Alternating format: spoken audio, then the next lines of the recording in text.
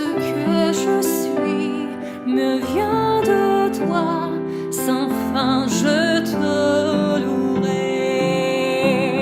Tu m'offres chaque jour ton infaillible amour, toi qui as fixé le cours des étoiles, sois mon ancre, sois ma voile.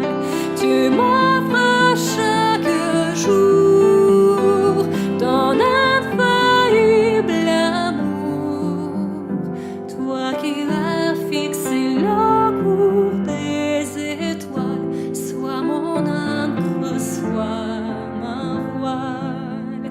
Sois mon ancre, sois ma voile. Sois mon ancre, sois ma voile.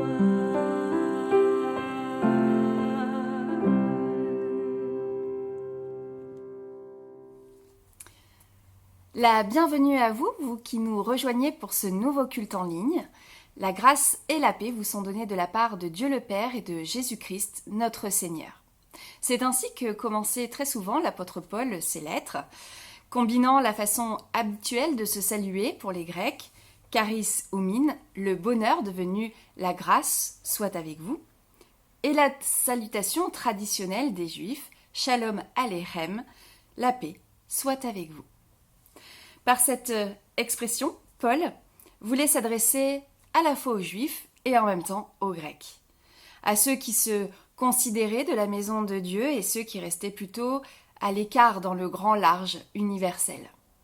En ce moment de notre culte, par l'expression de l'apôtre, nous voulons signifier que nous sommes héritiers de ces deux messages, celui de la paix du Premier Testament et celui de la grâce, celui du Nouveau Testament.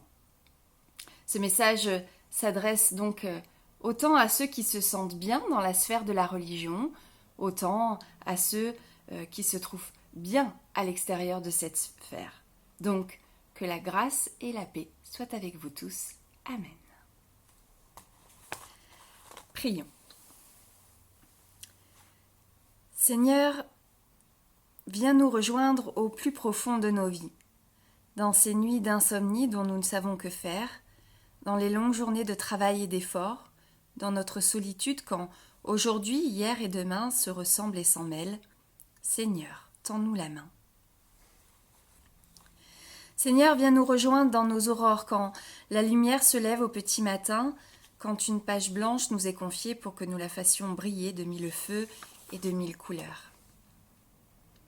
Donne-nous, Seigneur, pour nous et pour tout le peuple chrétien, le rose de la tendresse, le bleu de l'infini, le vert de l'espérance, le blanc de l'innocence et le rouge de l'amitié. Donne-nous, Seigneur, ton esprit, afin qu'en ce temps mis à part, ce temps d'arrêt, nous puissions sentir ton souffle dans nos vies et entendre dans nos cœurs la promesse de ton amour. Amen.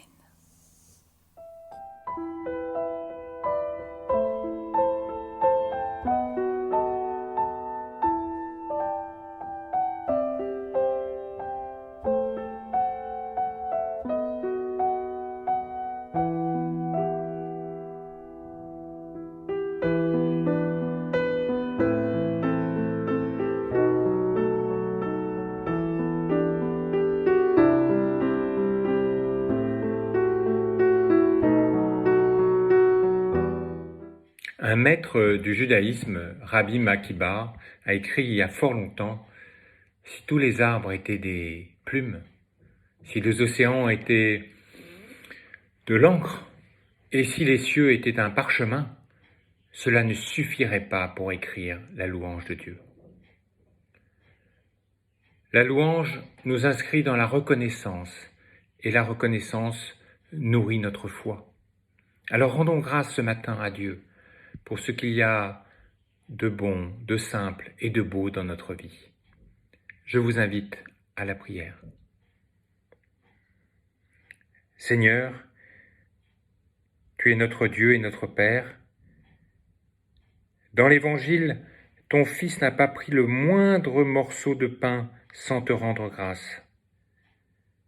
Il a enseigné qu'une petite fleur des champs pouvait parler de la confiance. Il nous a appris qu'un simple verre d'eau fraîche ouvrait les portes de l'éternité. Accorde-nous la grâce d'un cœur reconnaissant pour cette simplicité. Pour nos villes et pour nos campagnes, pour les paysans et les urbains, pour les ouvriers et les employés, pour les commerçants et les savants, pour les artistes et les journalistes, pour les docteurs et les créateurs, nous te disons merci. Pour les habitants de notre rue, nos voisins et nos amis, pour le visage des inconnus, à l'image de Jésus-Christ, pour ceux qui relèvent les exclus et ceux qui veillent dans la nuit, nous te disons merci. Enfin, pour le pain et pour le vin, pour le riz et pour la vie, pour le miel et pour le sel, pour l'épi et pour les fruits, pour la paix et la santé, pour l'eau et le repos, nous te disons merci. Amen.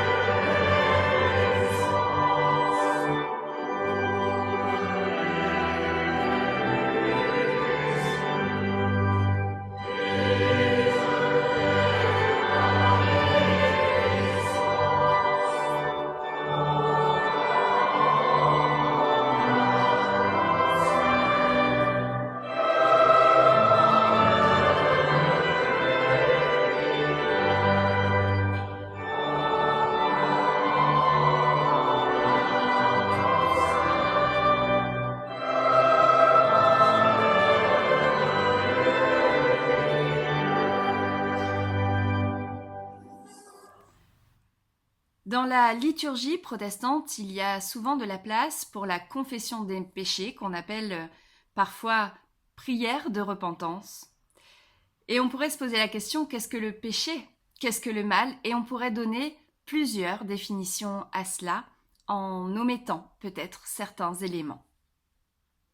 Dans cette démarche d'humilité, il s'agit surtout de faire le point, de prendre conscience de ce que nous sommes face à Dieu et de prendre conscience du chemin qu'il nous reste à accomplir dans nos vies. Car dans la vie, tant de choses nous échappent, des choses de la vie bien sûr, les soucis, l'inquiétude, l'injustice, la mort. Parfois, mon corps va bien mais ma tête ne peut plus, ou bien c'est l'inverse. Ma tête veut mais mon corps ne peut plus, me limite. Tout cela me pousse parfois à ressentir de la colère, de l'amertume, de la tristesse, du doute, peut-être de la révolte. Et c'est bien tentant de te désigner coupable, Seigneur. Mais je garde néanmoins en tête que tu n'es pas responsable de tout cela, que tu n'es pas un Dieu qui s'amuse du malheur des êtres humains. Alors pardonne-nous, Seigneur, quand nous viennent ces pensées. Pardonne nos faiblesses, nos manquements, nos erreurs. Nous savons que nous ne sommes pas parfaits, nous savons que nous faisons des choses que nous ne devons pas faire, et inversement, il y a des choses que nous devrions faire et que nous n'osons pas faire. Mais au-delà de tout cela, nous savons que tu nous pardonnes. Alors Seigneur, parce que tu nous aimes, puisque tu parles de l'homme sans condition, puisque tu nous aimes au-delà de tout, et malgré tout, puisque tu vois le potentiel qu'il y a en chaque personne, alors Seigneur, nous ne voulons plus te déplaire, te trahir, voire te crucifier. Avec ton pardon, donne-nous la force de ton esprit, qu'il puisse transformer nos cœurs, transformer nos vies entières par ton amour et par amour pour les autres. Au nom du Christ vivant, nous te prions. Amen.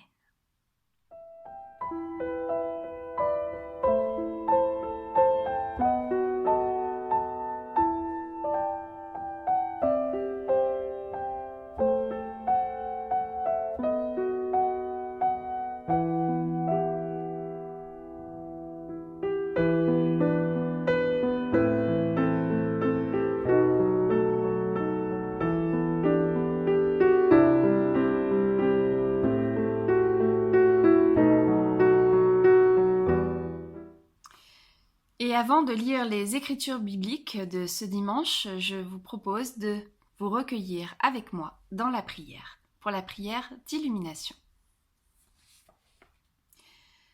Esprit de lumière et de vérité, éclaire pour nous la parole que nous allons entendre, conduis-nous dans la vérité. Esprit de sainteté, pénètre nos pensées et nos cœurs, rends-nous obéissants à ta volonté. Esprit d'amour, de joie et de paix, brille en nous comme une flamme ne puisse s'éteindre. Amen. Et maintenant, nous lisons dans l'évangile de Matthieu, au chapitre 10, les versets 37 à 42. Qui aime son père ou sa mère plus que moi n'est pas digne de moi. Qui aime son fils ou sa fille plus que moi n'est pas digne de moi.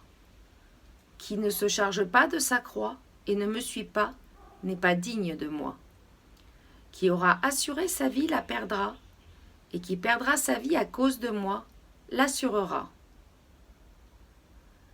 Qui vous accueille m'accueille moi-même, et qui m'accueille accueille celui qui m'a envoyé.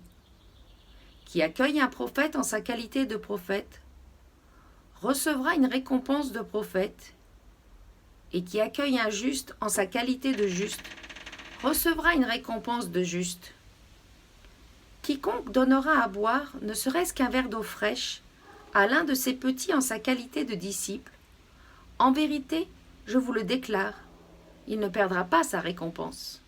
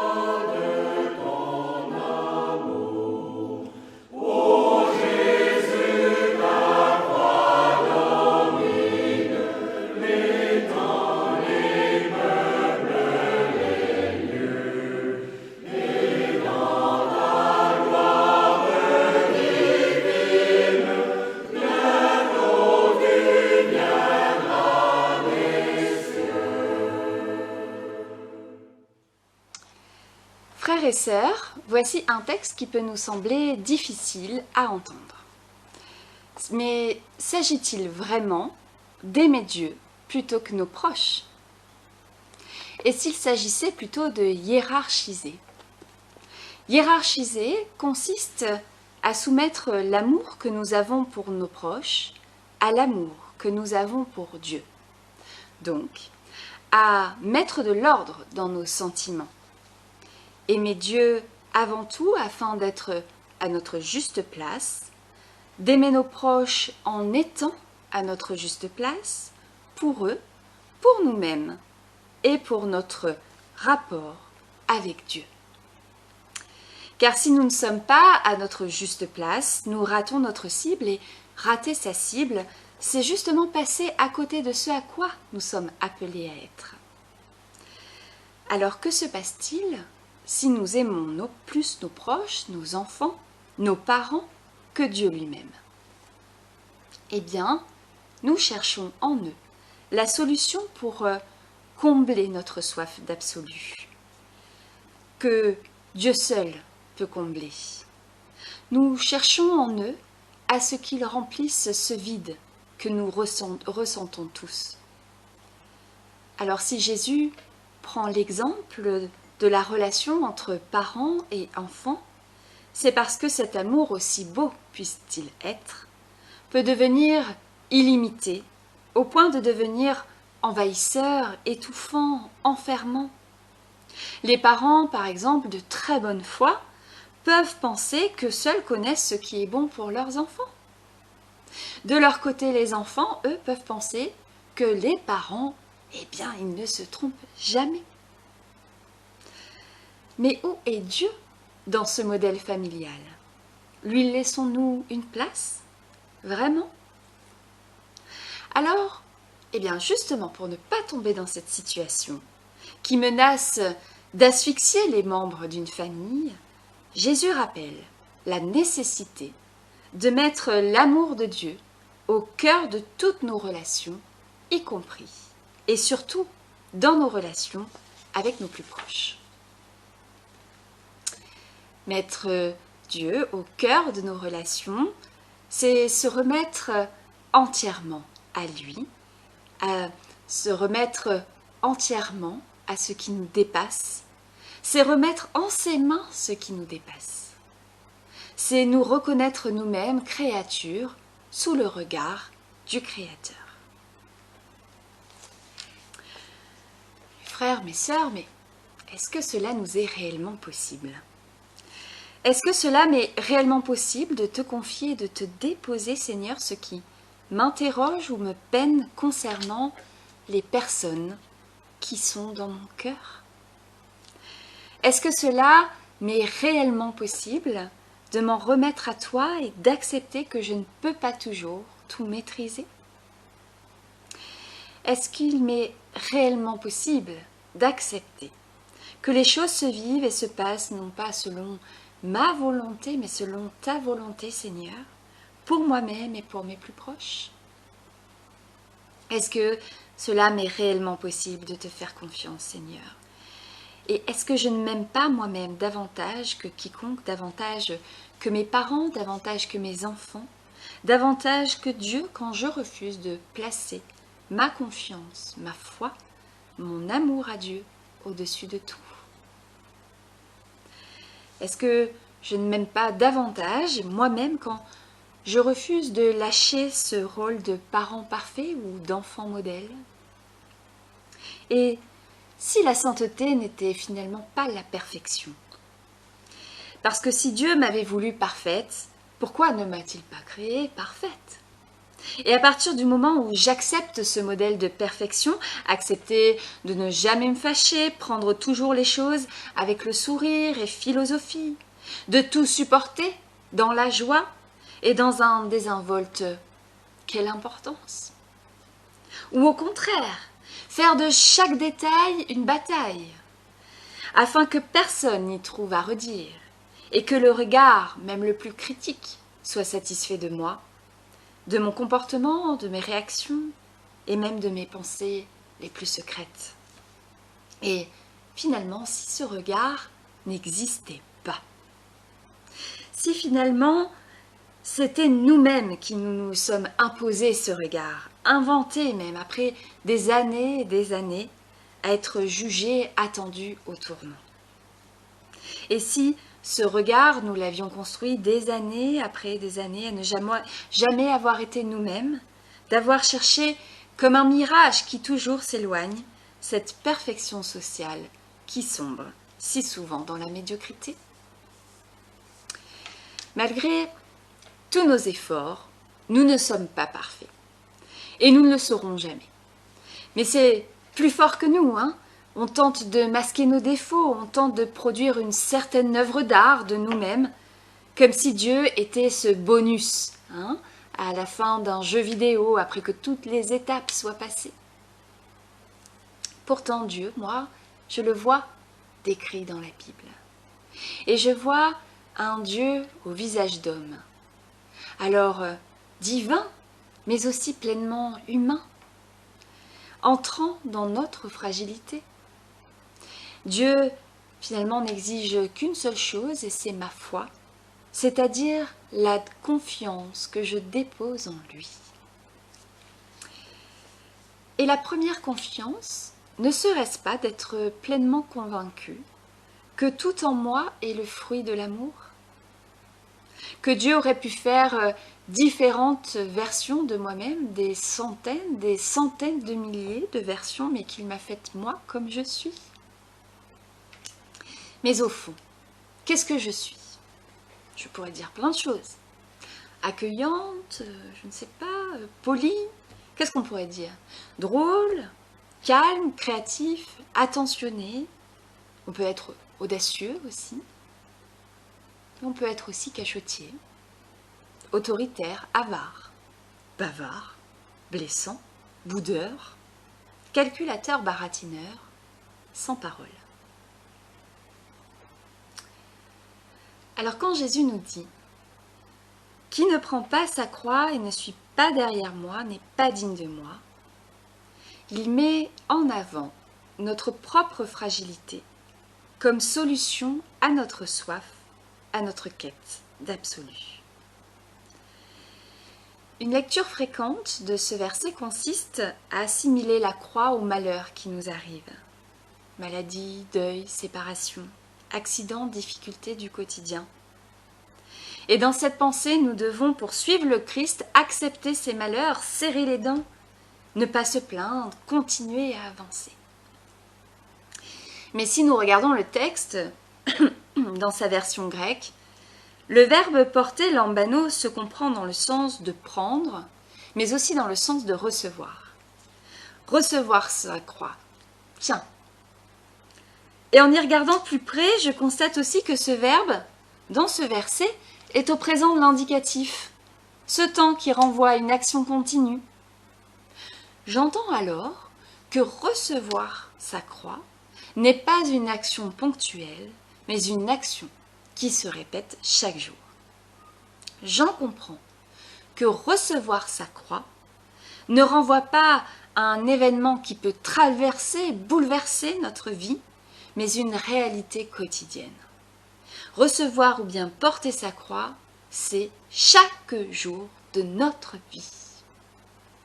Recevoir ou bien porter sa croix, c'est accepter ce qui nous rend fragiles, accepter ce qui fait notre humanité, ce qui fait que nous ne sommes pas des machines ou des robots.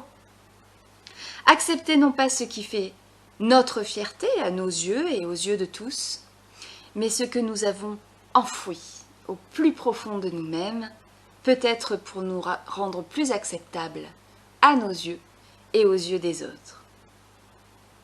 Mais aux yeux de Dieu, qu'en est-il? Alors bien sûr, on voudrait tous être parfaits, irréprochables, et pourtant nous savons que c'est mission impossible. Et si être finalement toujours au top et tout faire parfaitement n'était pas le chemin? Et si le Christ d'ailleurs ne souhaitait pas ce chemin pour nous? S'il n'attendait pas de nous que nous soyons parfaits aux yeux des autres, mais que nous soyons juste nous-mêmes, que nous nous laissions réellement rencontrer, avec nos forces et aussi nos faiblesses, car ne nous y trompons pas, être parfait aux yeux de tous, c'est préférer une image, une réputation à notre propre être, notre propre personnalité.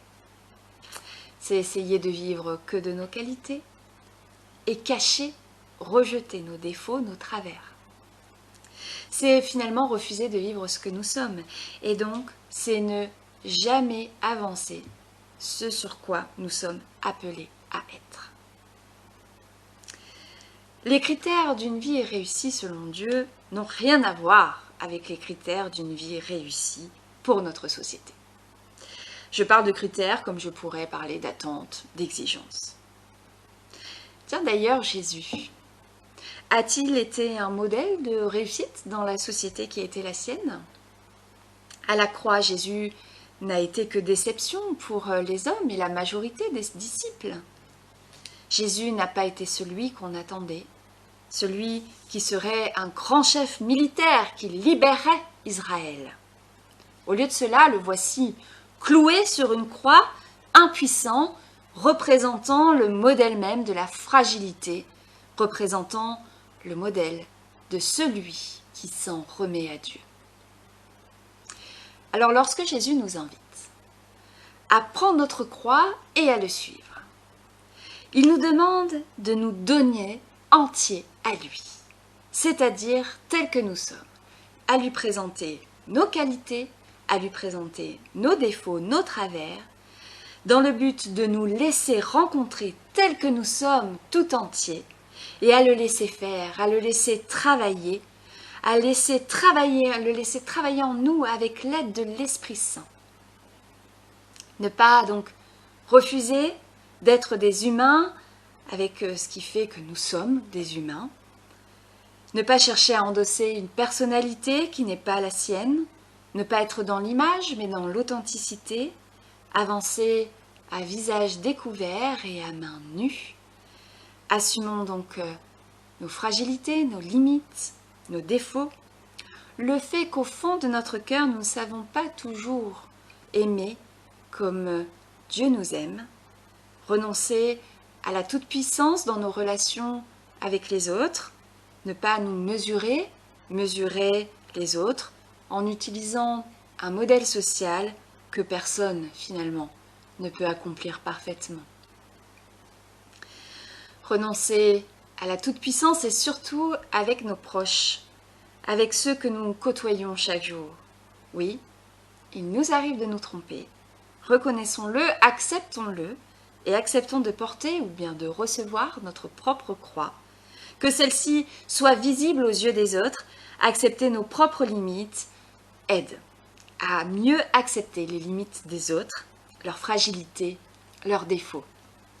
Parce que oui, le refus de reconnaître nos fragilités peut constituer un obstacle réellement regrettable dans nos relations avec les autres, que ce soit nos frères et sœurs en Christ ou bien nos frères et sœurs en humanité.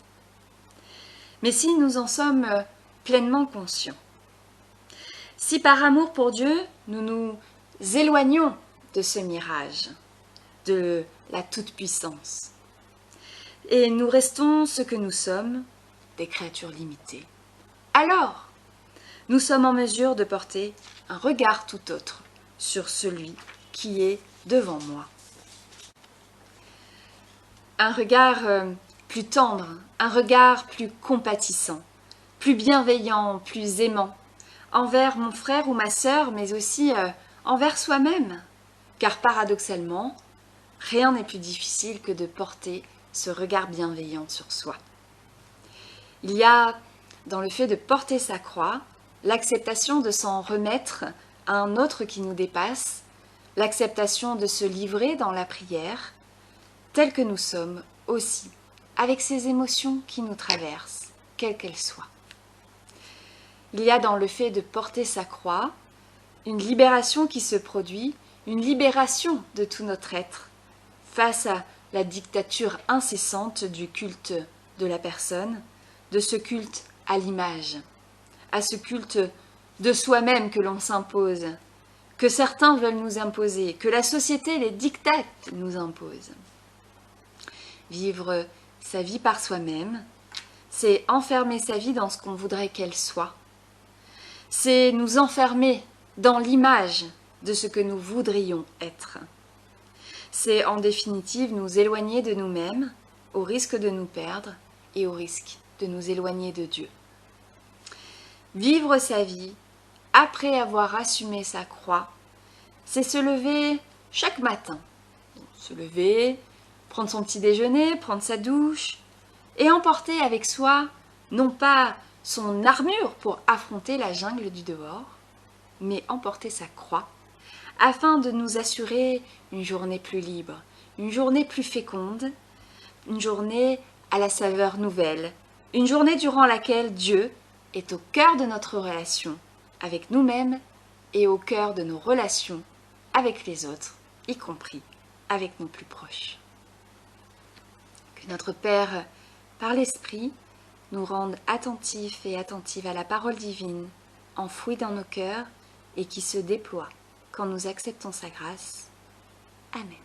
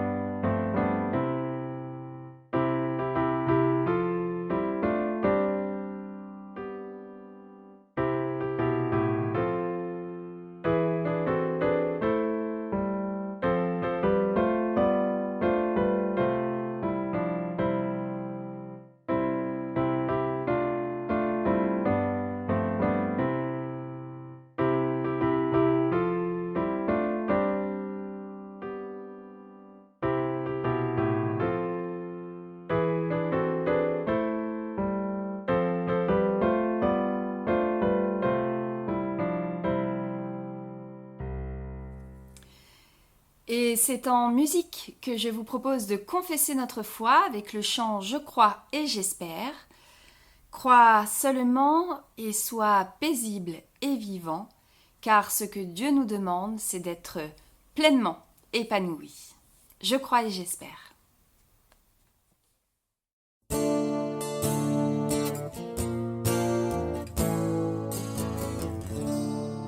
Je crois et j'espère la grâce d'un Père, celui qui bénit entre dans ma vie. Crois seulement, crois maintenant, sois seulement paisible et vivant. Je crois et j'espère Jésus comme un frère, un regard d'ami posé sur ma vie. Crois seulement, crois maintenant, sois seulement paisible et vivant. Je crois et j'espère l'esprit de lumière, une force infinie souffle sur ma vie. Crois seulement, crois maintenant, sois seulement paisible et vivant. Je crois et j'espère une nouvelle terre, un chant des pays unis pour la vie. Crois seulement, crois maintenant, sois seulement paisible et vivant. Sois seulement paisible et vivant.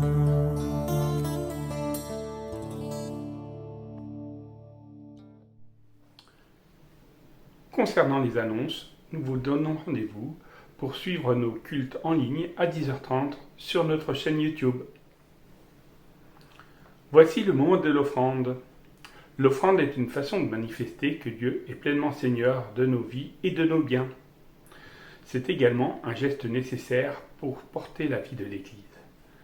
D'ailleurs, en ces temps d'inquiétude, certains d'entre nous sont peut-être en difficulté financière et plusieurs de nos paroisses traversent également des moments difficiles. Les plus précaires dans nos sociétés sont souvent les premiers touchés par l'épidémie, en France comme dans le monde entier. Alors, que ceux qui le peuvent donnent. Qu'ils puissent donner pour aider ceux qui en ont besoin. Vous pouvez aller sur le site internet de notre paroisse, dont le lien s'affiche en dessous de votre écran.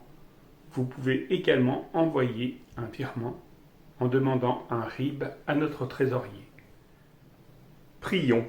Accepte cette offrande, Seigneur. Nous te disons merci pour les biens de la terre que tu nous confies pour peu de temps. Donne-nous la sensibilité nécessaire, la sagesse pour bien gérer nos biens, la générosité pour être sensible aux besoins des autres. Également, à ceux qui recevront cet argent, le discernement nécessaire pour bien l'utiliser. Au nom du Christ. Amen.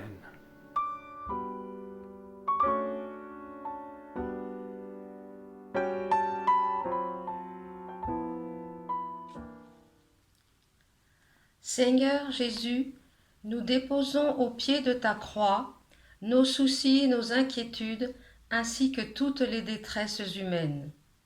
Souviens-toi de ceux qui sont aux prises avec des difficultés, console et réconforte les affligés, tous les malades du corps et de l'âme, tous ceux qui sont privés du secours humain, tous ceux qui souffrent injustement.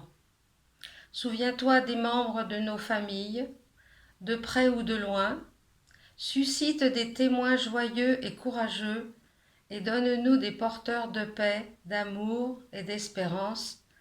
Par Jésus-Christ, nous te le demandons.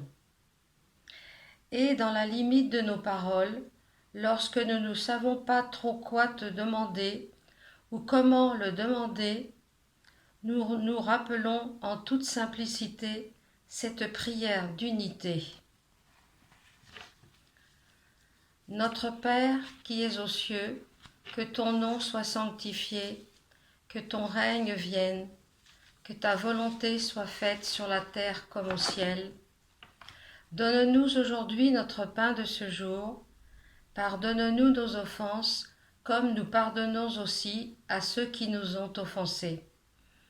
Et ne nous laisse pas entrer en tentation, mais délivre-nous du mal, car c'est à toi qu'appartiennent le règne, la puissance et la gloire pour les siècles des siècles. Amen. Et maintenant, chers frères et sœurs, voici la parole d'envoi et de bénédiction. Dieu n'a pas d'autre main que nos mains pour tendre la main à quelqu'un et faire du bien.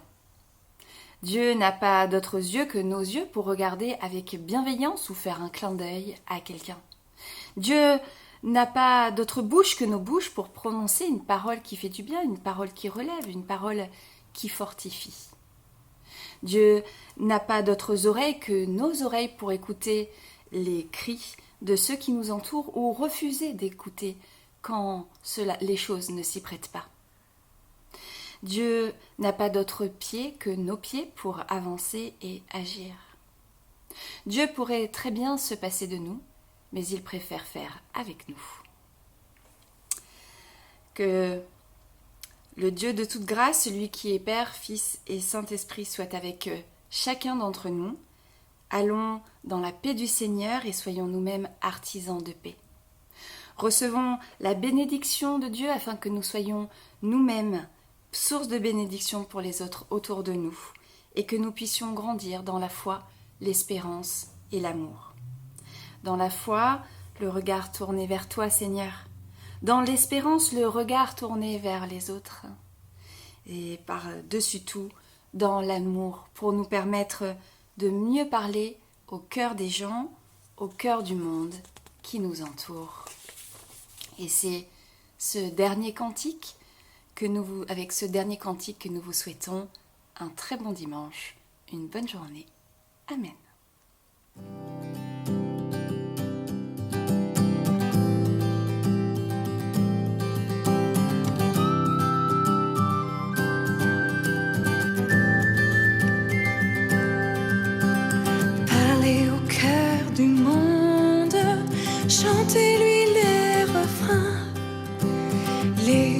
échos d'une alliance, les éclats du divin.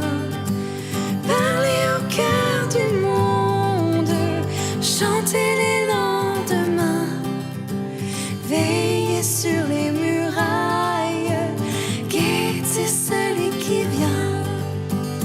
Parlez au cœur du monde, chantez, priez, dansez. C'est le temps de la fête, c'est le temps de la paix.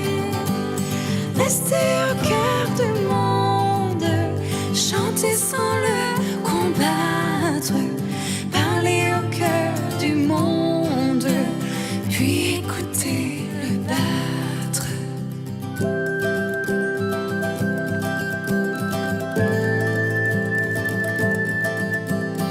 Parlez au cœur du monde, chantez-lui les refrains, les échos d'une alliance, les éclats du divin. Parlez au cœur du monde, chantez les lendemains, veillez sur les murailles, guettez celui qui vient. Parlez au cœur du monde, chantez, priez, dansez. C'est le temps de la fête, c'est le temps de la paix. Restez au cœur du monde, chantez sans le combattre. Parlez au cœur du monde, puis écoutez le battre.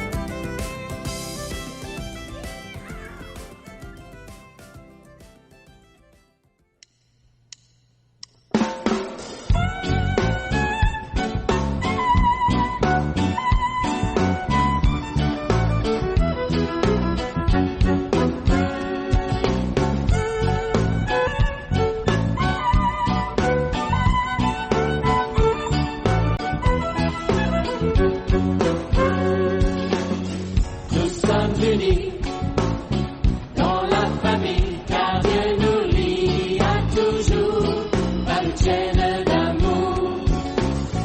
Concitoyens, nous sommes les siens, car Dieu nous lie à toujours par une chaîne d'amour.